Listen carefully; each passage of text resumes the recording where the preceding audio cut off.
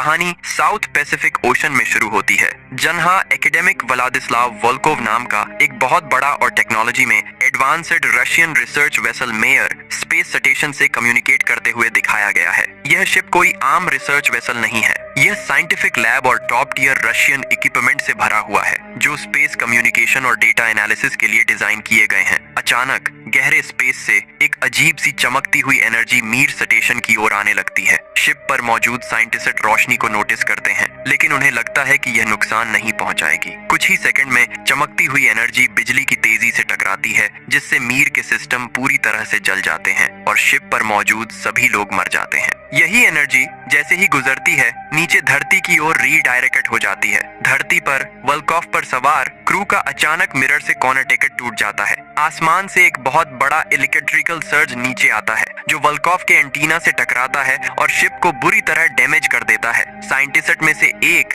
Nadia, notice करती है कि उनके कंप्यूटर सिस्टम पर कब्जा किया जा रहा है, डेटा चोरी हो रहा है और पूरा सिस्टम हाईजैक हो गया लगता है। लेकिन आगे क्या होता है यह नहीं बताया गया है। 7 दिन बाद हमें सी स्टार नाम के एक टूटे फूटे टगबोट से मिलवाया जाता है, जो उसी खतरनाक पानी में चल रहा है। क्रू एक बड़े कार्गो बार्ज को एक खतरनाक तूफान में खींचने के लिए संघर्ष कर रहा है। लहरें जोर से टकराती हैं, जिससे बार्ज में पानी भर जाता है और दोनों जहाज डूबने का खतरा होता है। कैप्टन रॉबर्ट एवर्टन एक जिद्दी और इमोशनली टूटा हुआ आदमी है। जब क्रू मेंबर में से एक, स्टीव बेकर, अपने जहाज को बचाने के लिए टोल लाइन काटने का सुझाव देता है, तो एवर्टन मना कर देता है। उसने और उसके बेटे ने उस कार्गो में अपना सब कुछ लगा दिया था। स्टीव उसे चेतावनी देता है कि अगर उसने लाइन नहीं काटी तो वे सब डूब जाएंगे। जब एवर्टन कंट्रोल करने के लिए बंदूक निकालता है, तो स्टीव उसे धोखा देता है, लेकिन इससे पहले कि बात बढ़ती, टो लाइन अपने आप टूट जाती है और कार्गो जहाज समुद्र में खो जाता है। एवर्टन हार मान लेता है, जबकि स्टीव उसे चेतावनी देता है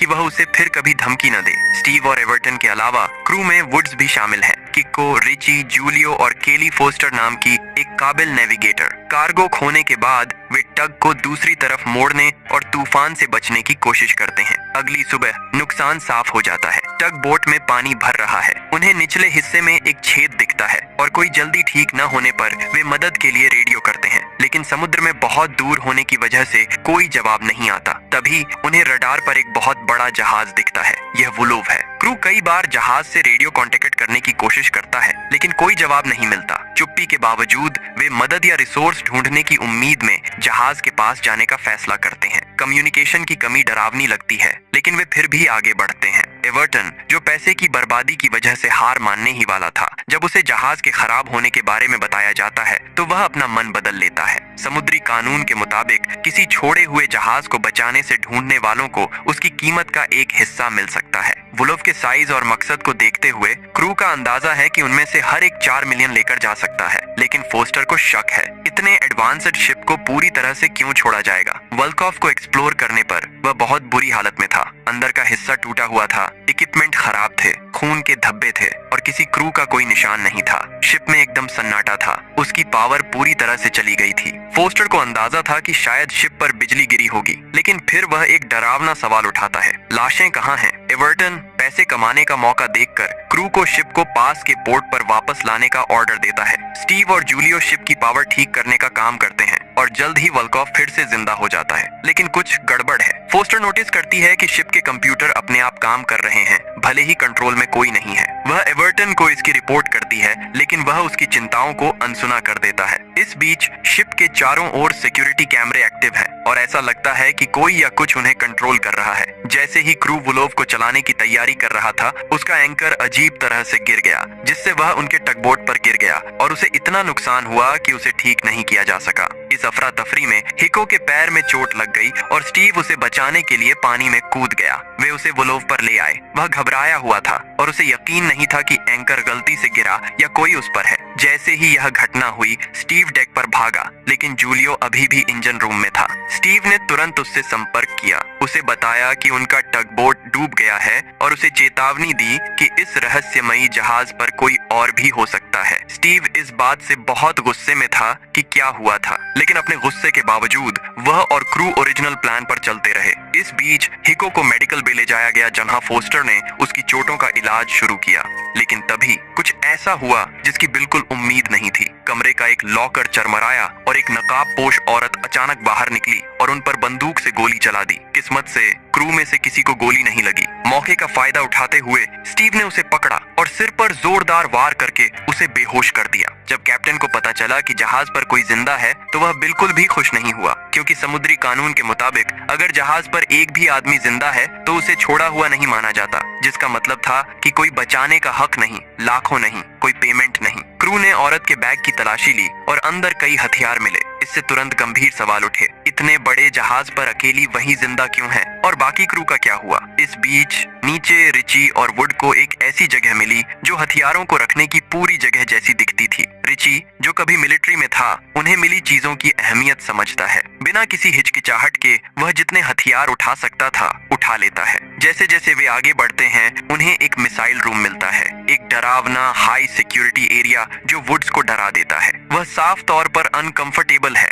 और वहां से जल्दी निकलना चाहता है, लेकिन रिची बहुत क्यूरियस है, उसे जवाब चाहिए। वह जानना चाहता है कि असल में यहाँ क्या हुआ था। अचानक उन्हें कुछ सुनाई देता है। एक मैकेनिकल आवाज हॉल में गूंजती है और एक छोटा इलेक्ट्रिक पावर्ड रोबोट उनके पास से गुजरता है। चौंक कर रिची अपने आप गोली चला देता है और उसे खत्म कर देता है। वे आगे बढ़ते हैं और एक ऐसे चैम्बर में पहुंचते हैं जैसा उन्होंने पहले कभी नहीं देखा था। हर जगह मशीनें हैं, सभी काम कर रही हैं, लेकिन एक भी इंसान नजर नहीं आ रहा है। इससे भी बुरी बात यह है कि ये मशीनें पूरी तरह से अपने आप काम करती हुई लगती हैं, पार्ट्स जोड़ रही हैं, ऐसे चल रही हैं जैसे किसी मिशन पर हों। कुछ रोबोट तो इंसानी टिश्यू से बने हुए भी लगते हैं। ऐसा लगता है कि यहाँ कोई डरावना एक्सपेरिमेंट या सीक्रेट प्रोजेक्ट चल रहा है। जैसे ही वे इस अजीब और परेशान करने वाली जगह को देखने की कोशिश करते हैं, रिची उस एरिया की मेन पावर बंद कर देता है। लेकिन कुछ ही देर बाद सिस्टम अपने आप वापस चालू हो जाते हैं और फिर अचानक एक छोटा रोबोटिक डिवाइस जिसमें एक नेल गन लगी थी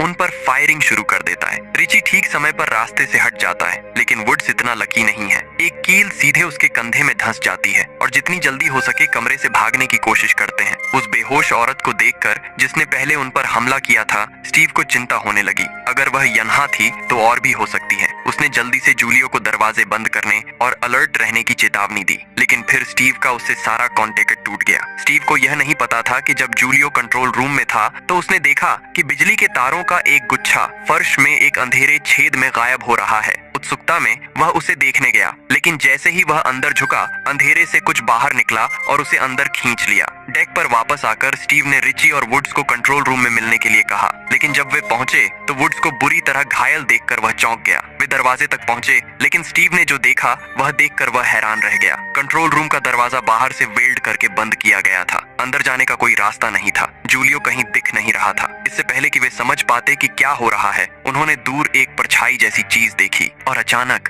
गोलियों की आवाज आने लगी। स्टीव, रिची और वुड्स छिपने के लिए कूदे। गोली लगने से बाल बाल बचे। इस बीच पहले वाली नकाबपोश औरत को होश आ गया था। उसका नाम नादिया था, एक साइंटिस्ट जिसे हमने फिल्म के शुरुआती सीन में थोड़ी देर के लिए देखा था। एक हफ्ते से ज्यादा समय तक फंसी रहने के बाद भी कांपती और भूखी नादिया ने तुरंत दूसरों को चेतावनी दी, जहाज की बिजली बंद कर दो वरना सब खतरे में पड़ जाएंगे। लेकिन कोई नहीं समझ पाया कि उसका क्या मतलब है। तो कैप्टन उससे जवाब मांग रहा था, तुम्हारे बाकी क्रू कहाँ हैं? नादिया ने उसकी तरफ देखा और साफ साफ कहा, वे सब मर चुके हैं। जब उसे मौका मिला तो उसने कैप्टन को धक्का दिया और भाग गई। फोस्टर ने उसका पीछा किया और थोड़ी दूर पर उसे पकड़ लिया। उसने नादिया को शांत करने की कोशिश की। उससे धीरे से पूछा, मुझे सब कुछ बताओ, असल में यहाँ क्या हुआ था? नादिया, जो साफ तौर पर हिल गई थी, आखिरकार खुल गई। 8 दिन पहले हम सिर्फ स्पेस स्टेशन से बात कर रहे थे और फिर स्पेस से कोई अनजान चीज हमसे टकराई। जो भी था वह जहाज पर आ गया। पहले तो हमें लगा कि यह सिर्फ सिस्टम में खराबी है, इसलिए हमने सभी ट्रांसमीटर बंद कर दिए। लेकिन फिर जहाज के कंप्यूटर अपने आप काम करने लगे।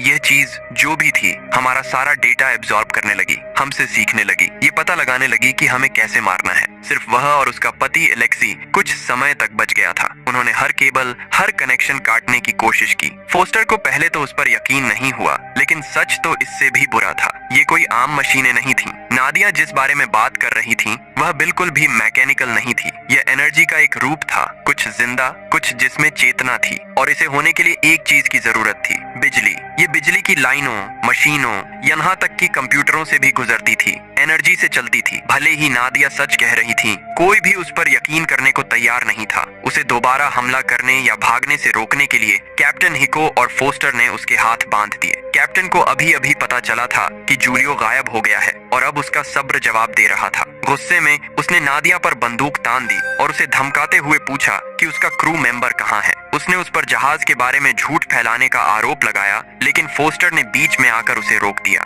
ठीक उसी समय स्टीव, रिची और वुड्स उस आदमी की बॉडी वापस लाए जिसने उन पर हमला किया था। बस वह असल में आदमी नहीं था। उसकी बॉडी लगभग पूरी तरह से मैकेनिकल थी और कुछ ही हिस्से इंसानी बचे थे। ये कुछ और था, किसी तरह का एडवांस्ड बायोमैकेनिकल हाइब्रिड। बॉडी को घूरते हुए फोस्टर ने नादिया की ओर मुड़कर उससे आखिरकार सब कुछ समझाने को कहा। नादिया ने गहरी सांस ली और शुरू किया। उसने कहा कि जब एलियन उनके जहाज पर आया तो उसने पूरा कंट्रोल कर लिया। उसने जहरीली गैस छोड़ी जिससे क्रू के कई लोग मारे गए। फिर क्योंकि उसका अपना कोई फिजिकल रूप नहीं था, उसने अपनी तरह की बॉडी बनाना शुरू कर दिया। पहले उसने छोटी मशीनें, बेसिक वर्कर बॉट्स बनाई। फिर उसने इंसानी बॉडी का इस्तेमाल करना शुरू कर दिया, मांस को मेटल के साथ मिलाकर। कुछ और भी डरावना, एक सिंथेटिक आर्मी बनाने के लिए। इसके पीछे की टेक्नोलॉजी इंसानी समझ से परे थी। जो कुछ बचे थे उन्हें आखिरकार इन बड़े मैकेनिकल जीवों ने ढूंढकर मार डाला और उनके सामने जो लाश पड़ी थी वह इलेक्सी की थी, नादिया का पति। लेकिन कैप्टन ने इस पर यकीन करने से मना कर दिया। उसने दावा किया कि नादिया और उसकी टीम इंसानों पर अजीब एक्सपेरिमेंट कर रही थी और अब जब सब कुछ गलत हो गया था तो वह इसे छिपाने की कोशिश कर रही थी। इससे पहले कि वे और बहस कर पाते,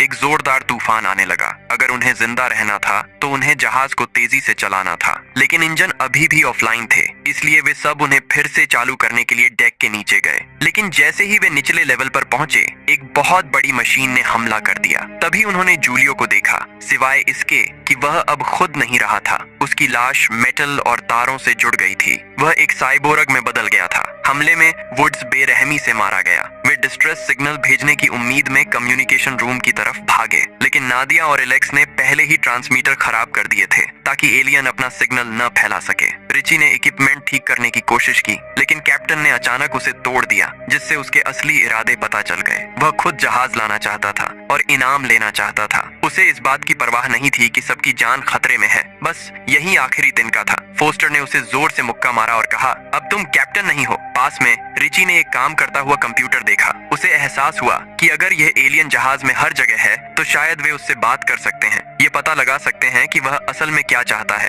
उसने कम्युनिकेशन बनाने की कोशिश की। एलियन ने ठंडा जवाब दिया, तुम इस ग्रह के लिए खतरा हो, एक वायरस की तरह इंसानियत को खत्म कर देना चाहिए। उसने बताया कि उसे इंसानी शरीर के पार्ट्स, दिमाग, रीढ़ की हड्डी, हाथ, पैर चाहिए। रिची का चेहरा पीला पड़ गया। वे उसके लिए स्पेयर पार्ट्स के अलावा कुछ नहीं थे। उसने कहा कि इसका मतलब सिर्फ एक ही बात है, अगर वे जिंदा रहना चाहते हैं तो उन्हें इसे पूरी तरह से खत्म करना होगा। लेकिन यह एलियन स्मार्ट था। वह जहाज के सिक्योरिटी कैमरों से उन्हें लगातार देख रहा था। स्टीव एक नतीजे पर पहुंचा, हमें जहाज को डुबाना होगा। जूलियो की डरावनी हालत से हिलकर रिची घबरा गया और उसने अकेले भागने का फैसला किया। उसने ग्रुप छोड़ दिया और अपने रास्ते चला गया। कैप्टन, जो अभी भी पैसे का दीवाना था, पीछे रह गया। आखिरी बार हताश होकर कैप्टन ने एलियन के साथ दोस्ती करने की कोशिश की। वह उसे नीचे के डेक पर ले गया। वहां उसने देखा कि वह तेजी से और अच्छे से काम कर रहा है, मरे हुए लोगों की बॉडी को काट रहा है और सिंथेटिक सैनिक बना रहा है। उसने उसे आगे आने का इशारा किया और आगे क्या हुआ हम नहीं देखते,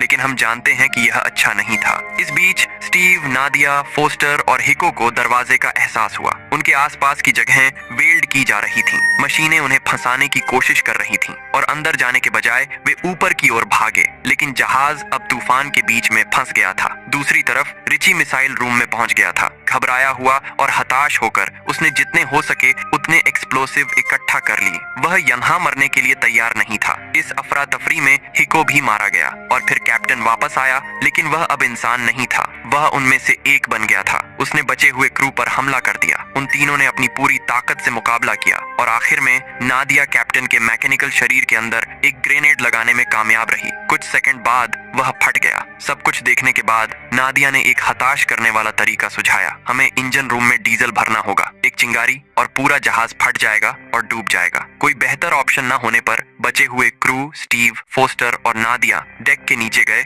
और जहाज के निचले डिब्बों में डीजल पंप करना शुरू कर दिया। लेकिन एक प्रॉब्लम थी। इससे पहले जब एवर्टन ने अपना अपना दिमाग मशीन को दिया तो उसे सब कुछ पता चल गया था, जिसमें उनका प्लान भी शामिल था। एलियन इंटेलिजेंस ने उन्हें रोकने के लिए एक बहुत बड़ी मशीन भेजी। तभी रिची, जो अकेले भागने का प्लान बना रहा था, हथियारों से लैस और तैयार होकर लौटा। वह अपने दोस्तों को अकेला नहीं छोड़ सकता था। उसने फायरिंग की और मशीन से लड़ने में मदद की। इससे पहले कि वे भाग पाते, एक और मशीन ने हमला किया और इस बार वह सीधे रिची पर आ गई। उसने बहादुरी से लड़ाई लड़ी लेकिन बचा नहीं। मरने से पहले उसने स्टीव को भागने के प्लान का आखिरी हिस्सा फुसफुसाकर बताया। अब सिर्फ स्टीव, नादिया और फोस्टर बचे थे, लेकिन जैसे ही वे सेफ्टी के लिए भागे, मलबे ने उनका रास्ता रोक दिया। फोस्टर फंस गया। बिना किसी हिचकिचाहट के नादिया ने खुद को कुर्बान कर दिया ताकि फोस्टर बच सके। हिली हुई और टूटी हुई फोस्टर आखिरकार स्टीव को मिल गई, जो उसे मिसाइल रूम में ले गया। यहीं पर रिची ने अपनी आखिरी उम्मीद लगाई थी, एक काम चलाऊ एस्केप पॉड जिसमें एक रॉकेट लगा था और जो जहाज के एक्सप्लोसिव से जुड़ा था। उसमें सिर्फ एक ही आदमी बच सकता था। स्टीव ने फोस्टर पर जोर दिया कि वह पॉड ले ले। जैसे ही रॉकेट लॉन्च हुआ, उसे जुड़े तारों का एक सेट जहाज पर एक्सप्लोसिव को एक्टिवेट कर देगा और जैसे ही फोस्टर अंदर चढ़ा और मशीनें आ गईं, उन्होंने उन्हें रोकने की कोशिश की, लेकिन फोस्टर ने लॉन्च बटन दबा दिया और रॉकेट के उड़ते ही स्टीव को पकड़ लिया। कुछ सेकंड बाद फ्यूज चालू हो गए। सारे एक्सप्लोसिव एक साथ फट गए। एक बहुत बड़े आग जैसे धमाके में पूरा जहाज तबाह हो गया। समुद्र के नीचे पूरी तरह से खत्म हो गया। चमत्कार से पास के एक जहाज को उनका डिस्ट्रेस सिग्नल मिला और वह उन्हें बचाने आया। स्टीव और फोस्टर बच गए थे, लेकिन इससे भी जरूरी बात यह है कि उन्होंने बाकी इंसानियत को बचा लिया था, क्योंकि अगर वह एलियन एनर्जी दुनिया में फैल जाती तो वह धरती को भी उसी बुरे सपने में बदल देती जैसा यह जहाज बन गया था। उम्मीद है आपको कहानी पसंद आएगी और वीडियो के लिए सब्सक्राइब करें और बेल आइकन दबाएं।